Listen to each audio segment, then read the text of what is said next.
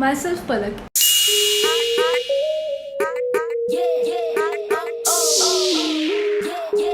So hi sir, good evening. How are you? Okay, so my name is Arithru Palit.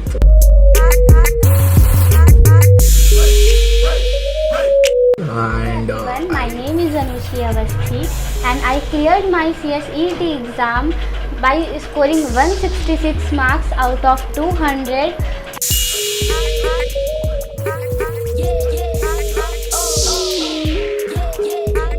And I hello guys, started मेरा नाम माधव महेश्वरी है और मेरे CSET में 166 marks आए हैं आउट ऑफ 200। मतलब मेरे को इतना लगता नहीं था इतने आ जाएंगे, मगर बहुत ज़्यादा ही मार्क्स आ गए।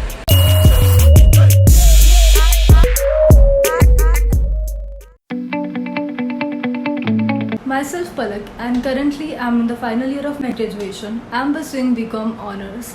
And recently I gave my CSET attempt in August and I scored 82.5%.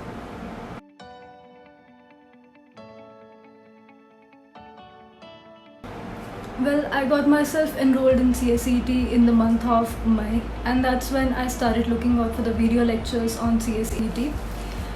And I came across one of your video lectures on Indian Constitution, and then I regularly followed your posting schedules, and that's how I covered my entire syllabus of CSET.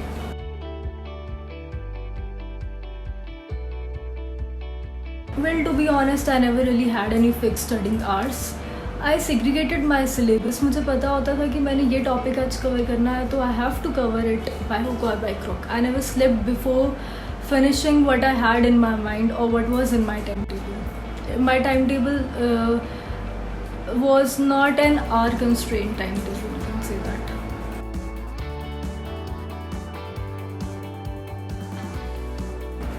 Well, I used to watch the video lectures first and then read what is given in the module, and then I used to make my own notes for all the subjects. Basically, I focused more on my core subject, that was business communication, and it gave me an edge over the other subjects and helped me score better in business communication.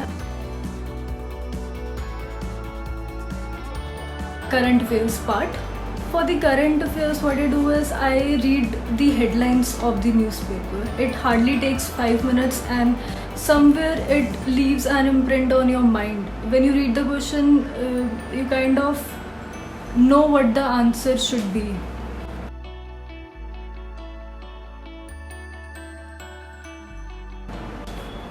Basically, we should try to understand the logic behind what is given in the module. We should focus more on the conceptual clarity. Module में जो भी syllabus है that is divided into 2 parts, या तो वो cram करने वाली चीज़ है या फिर वो अंडरस्टैंड करने वाली चीज़ होती है. एंड जो चैप्टर्स है लाइक फाइनेंशियल मार्केट्स, जिनमें याद करने वाला कंटेंट बहुत ज़्यादा है, उनको हमें पहले ही कर लेना चाहिए so that we can revise it more before the exam. जितनी हम उसकी रिविज़न करेंगे उतना ही वो हमें याद रहेगा बाद में.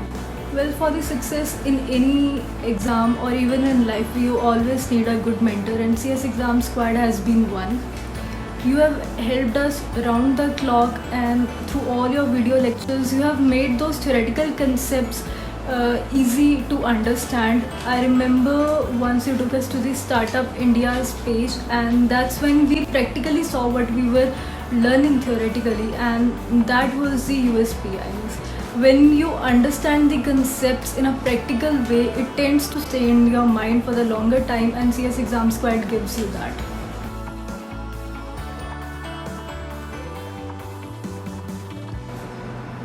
Well, test series are very important to know where you stand or to know the areas you are lacking at, be it the chapter wise test series or even the subject wise test. We give all the tests in the group, and I guess that is what actually credited to the success of all the CSET students of our group. Apart from that, the MCQ books were quite helpful. They had all the possible questions which could be asked in the examinations, and there were a lot many questions from the book as well.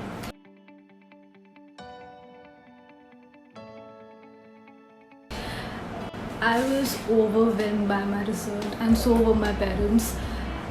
Actually, I never thought I will perform so better in the exam, and I guess it was all due to the hard work that you put in, sir. It was because of you I owe my success to you actually.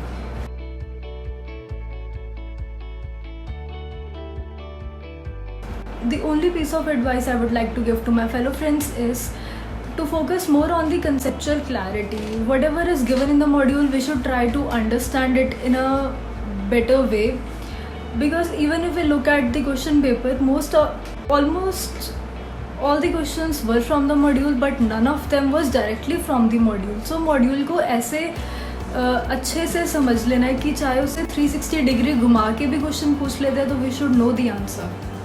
The syllabus of CSET is actually very interesting. It will not only help you in cracking these CSET exam, but it will also help you in your later professional lives.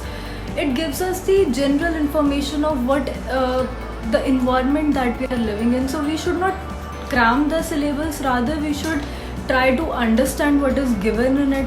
Apart from that, everybody has their own way of studying, so you should know what works for you. You should make your own routine and you should religiously follow that.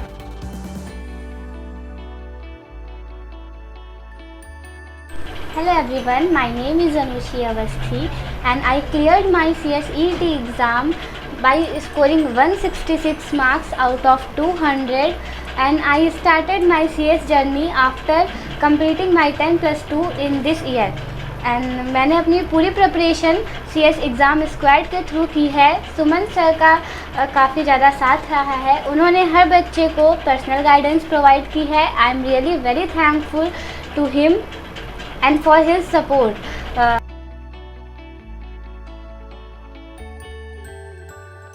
Some student asking me about my current affairs because I scored 49 marks out of 50.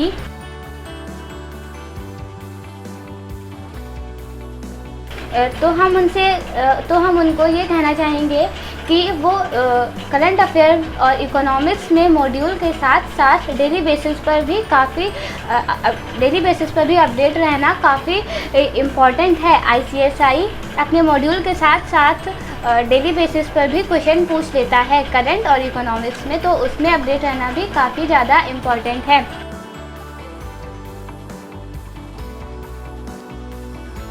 और by chance अगर आप किसी subject में week हैं तो CSET के हर एक paper में 2 सब्जेक्ट हैं. अगर आप किसी भी एक सब्जेक्ट में वीक हैं तो आप उस सब्जेक्ट पर ध्यान दीजिए ही, पर अपने स्ट्रॉन्ग पॉइंट को और स्ट्रॉन्ग करना काफ़ी इम्पॉर्टेंट है, जिससे आप अगर एक में वीक हैं तो दूसरे में आप अच्छा स्कोर कर सकें. और टॉपर्स में आने के लिए ये काफ़ी ज़्यादा इम्पॉर्टेंट है.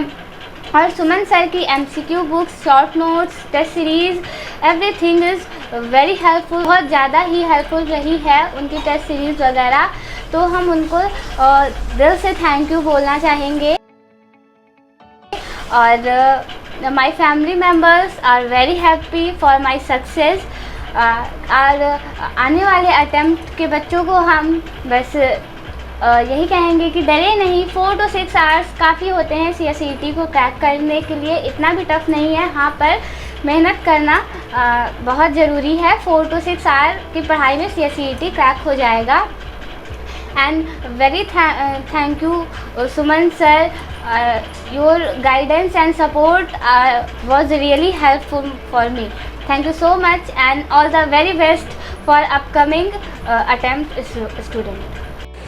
हेलो गाइस, मेरा नाम माधव महेश्वरी है और मेरे CSET में 166 मार्क्स आए हैं आउट ऑफ 200. मतलब मेरे को इतना लगता नहीं था इतने आ जाएंगे, मगर बहुत ज़्यादा ही मार्क्स आ गए. तो अब मैं आपको अपनी जर्नी के बारे में बताता हूँ कि जैसे मेरी 12th हुई थी तो सोच लिया था हाँ CS करनी है, और मतलब थोड़ी थोड़ी पढ़ाई करी थी. शुरू में देखा था कि कौन सी कोचिंग लूँ कौन सी नहीं लूँ, बहुत दिक्कत आई थी. फिर मेरे को CS एग्ज़ाम स्क्वाड मिला, तो जब से मेरे को मतलब आसानी हो गई. नोट्स बोट्स भी मतलब बहुत अच्छे थे नोट्स तो.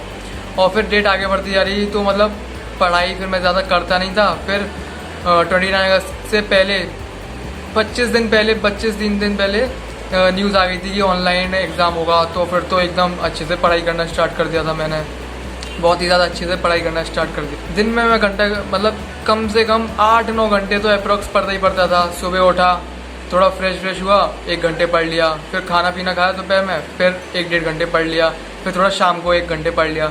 फिर रात को मैं 11 बजे से सुबह 4-5 बजे तक पढ़ता रहता था. बस मैं आधे घंटे का ब्रेक लेता था बस, और इससे अप्रॉक्स 8-9 घंटे की पढ़ाई हो जाती है. और अच्छी बात यह है कि रात को बहुत अच्छे से पढ़ाई हो जाती है. क्योंकि कोई डिस्ट्रैक्शन नहीं होती, कोई परेशान करने वाला नहीं होता, एकदम कॉन्सेंट्रेट मतलब अच्छे से, बहुत ही ज़्यादा अच्छे से पढ़ाई होती है कॉन्सेंट्रेट करके। तो मैंने बिजनेस कम्युनिकेशन के लिए जो इंस्टीट्यूट की मॉड्यूल थी वो उसको अच्छे से 3-4 बार अच्छे से कॉन्सेंट्रेट करके एकदम अच्छे से पढ़ा, और CS एग्जाम स्क्वाड की जो वीडियो थी वो भी बहुत अच्छे से देखी, टेस्ट दिए, तो मेरा बिजनेस कम्युनिकेशन बहुत अच्छे से हो गया। लीगल एप्टीट्यूड तो मतलब हाँ बड़ा है, मैं मानता हूँ, मगर आसान भी बहुत है। अगर आप बस अपना सिलेबस करके उसको 3-4 बार रिवाइज कर लेंगे तो आपको बहुत आसान लगेगा वो। और लॉजिकल रीजनिंग तो मैं हर दिन मतलब आधा पौन घंटा तो करता ही करता था। करंट अफेयर्स तो रोज़ मतलब न्यूज़पेपर पढ़ना, न्यूज़ देखना थोड़ी थोड़ी, तो उससे भी करंट अफेयर्स भी हो जाती है। तो टफ तो मेरे को सिर्फ कंपनी लॉ लगता था, मतलब जो लीगल एप्टीट्यूड में सारे जो भी चैप्टर्स आते हैं वो सारे मेरे को टफ लगते थे। मगर एक बार मैंने जब सिलेबस कंप्लीट किया, मैंने सोचा कि अब इतने टफ हैं, इतने सारे सेक्शंस हैं, इतनी थ्योरी है, कैसे होगी, तो उसको अच्छे से पढ़ा, सिलेबस कंप्लीट किया अपना, फिर जितना हो सकता था मैं उसको रिवाइज़ करता था ताकि वो एकदम मेरे दिमाग में बैठ जाए, मैं फिर भूलूँ ही ना। तो बहुत अच्छे से करता था, तो वो भी मतलब फिर मेरे को ईजी लगने लग गया था। तो CS एग्ज़ाम स्क्वाड ने तो बहुत ज़्यादा हेल्प करी है, बहुत ज़्यादा, मतलब हर एक डाउट तो एक तो क्लियर हो जाता था, कभी सर को मैसेज करो तो हर एक डाउट क्लियर हो जाता था। और टेस्ट सीरीज़ ही इतनी चलती थी कि जो भी टेस्ट मतलब जो भी चैप्टर हम पढ़ रहे हैं तो उसके बाद हम टेस्ट देंगे तो वो भी चैप्टर हमारा क्लियर हो जाता था टेस्ट देके। और जो MCQs थे वो भी बहुत अच्छे थे, मतलब बहुत अच्छे से बनाए गए थे, तो पूरा हमारा मतलब एकदम कंप्लीट रिवीजन एक तरीके से हमें पता चल जाता था कि हमें इस चैप्टर में कितना आता है कितना नहीं आता है। और मैं बात करूं तो टेस्ट सीरीज़ की, MCQs की बुक्स की, तो वो भी बहुत अच्छे हैं। टेस्ट सीरीज़ तो सर मतलब हर एक चैप्टर के 2-3 बार लिए हैं, तो हमारा अच्छे से रिवाइज हो जाता है कि हमने मतलब जो चैप्टर पढ़ लिया उसके 2-3 बार टेस्ट देते हैं टाइम टू टाइम, तो हमारा अच्छे से रिवाइज हो जाता है। मतलब हमें पता चल जाता है कि वो हमें चैप्टर कितना आता है, वो हमें सब्जेक्ट कितना आता है। बुक्स भी बहुत अच्छी थी, खास करंट अफेयर्स की भी मतलब बहुत अच्छी थी, जो भी हो रहा है इंडिया में उसके सब कुछ था उसमें। और MCQs तो बहुत सारे कर लिए थे, यानी टेस्ट सीरीज़ जो भी चलती थी बहुत सारे MCQs हो चुके थे जब तक।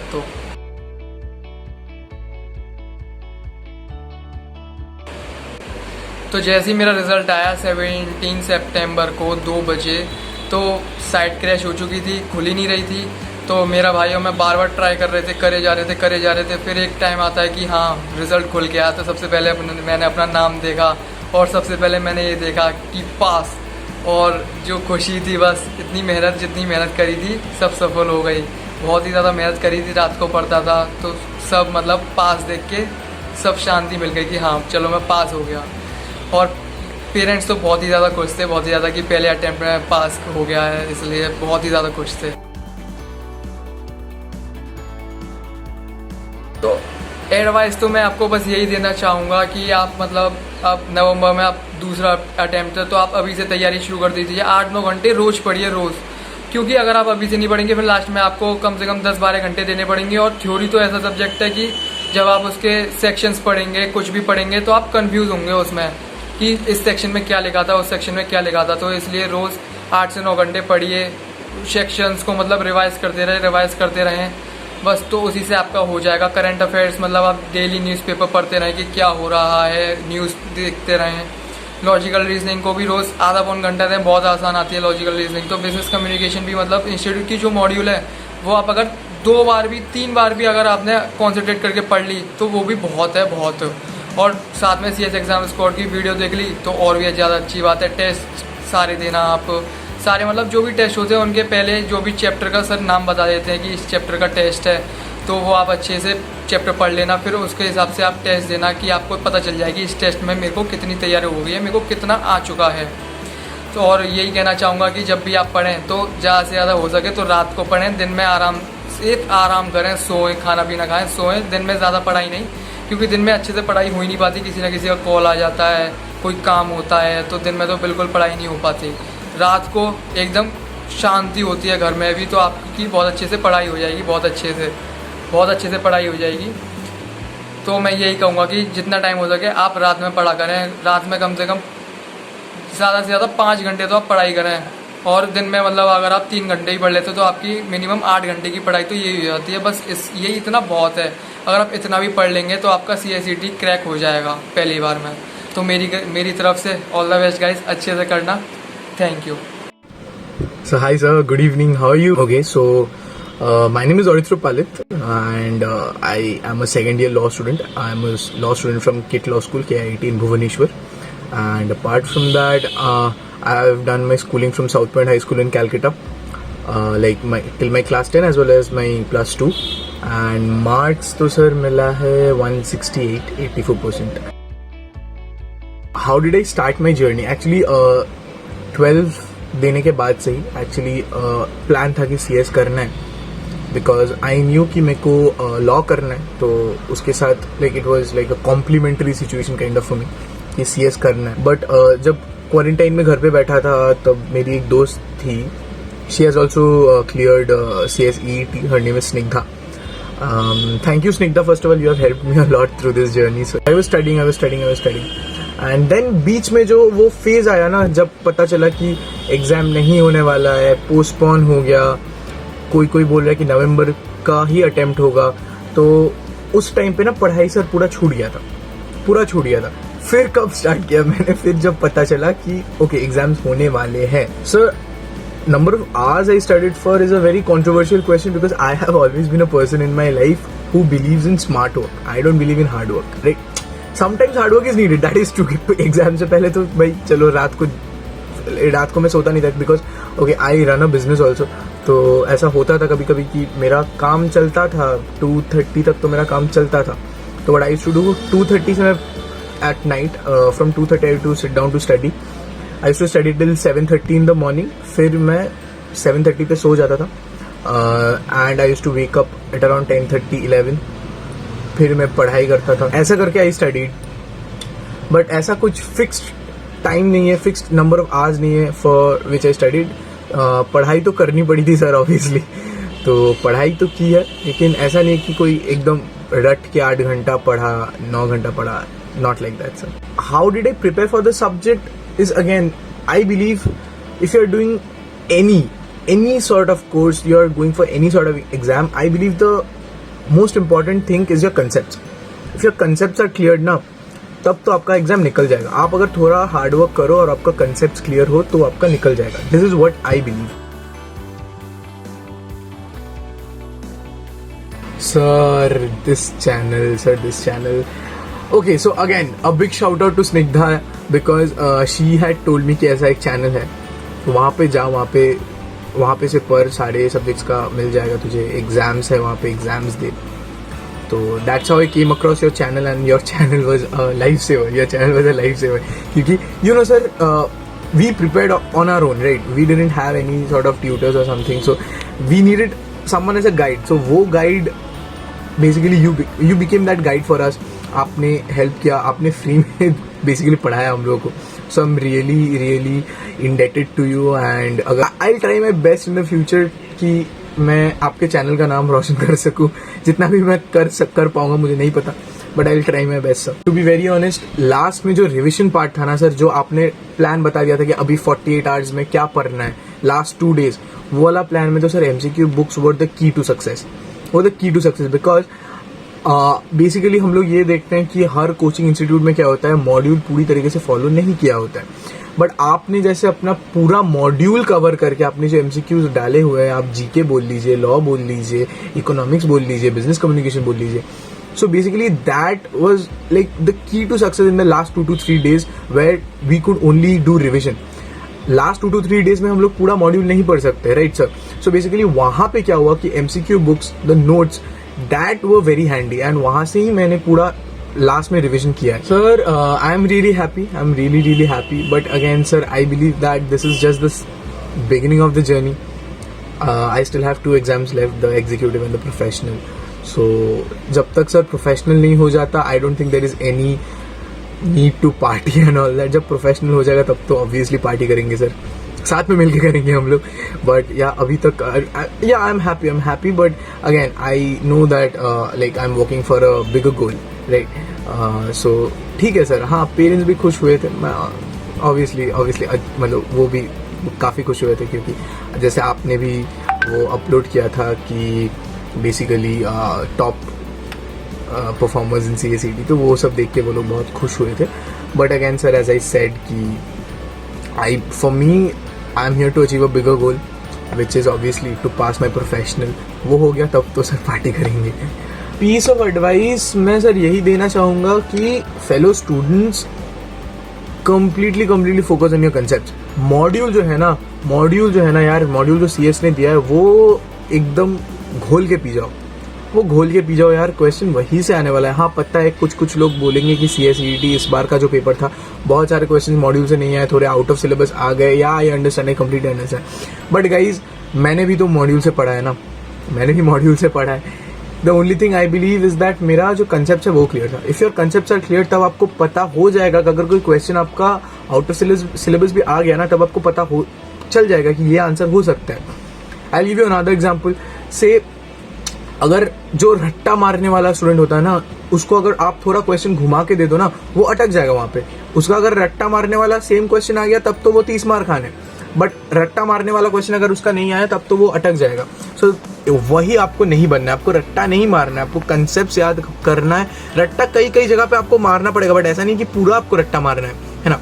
सो concepts learn them by heart. अगर आपका कंसेप्ट क्लियर हो जाएगा तो आपको और कुछ चीज़ों की दिक्कत नहीं होने वाली है CSET में.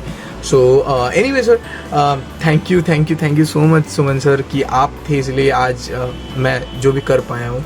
Apart from that a big shout out to Snigdha as I said.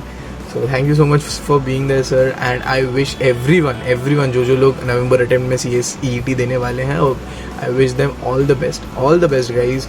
Just go in, have a clear mind and दिमाग में ये रखो कि मेरे से हो जाएगा. If you think कि मेरे से नहीं होगा तब तो आपका कभी नहीं होगा. दिमाग में ये रखो कि मेरा हो जाएगा तब आपका गारंटी हो जाएगा, कोई नहीं रोक सकता. So best of luck and thank you sir so much. Thank you. So yeah, thank you sir, take care, bye.